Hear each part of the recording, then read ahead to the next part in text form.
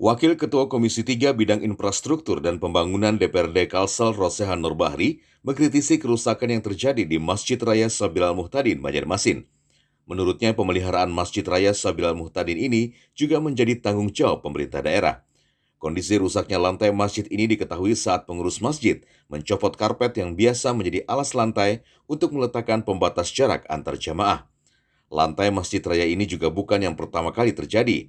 Tepat di tahun 2009 lalu, lantai ruang utama Masjid Raya Sabil Al-Muhtadin itu sempat direhab total.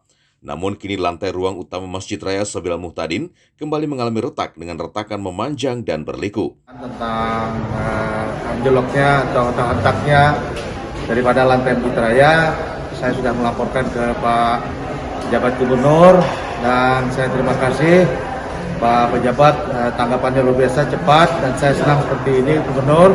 Dan kemarin saya sudah koordinasi dengan Badan Pengelola Masjid Raya supaya apa-apa saja yang bisa dibantukan kita kawal di DPR. Dan saya sudah berharap pada Badan Pengelola untuk segera koordinasi dengan pemerintah daerah dan juga kepada Komisi 4 karena itu bidangnya bidang kesra. Pihaknya juga telah menyampaikan hal itu pada pengurus masjid dengan menyarankan laporan dalam hal ini pada pemerintah daerah. Pihaknya juga siap untuk mengawal apabila nantinya terdapat sejumlah hal yang mungkin memakan anggaran yang besar. Dari Banjarmasin, Dirgantara, Kalsel, 1net.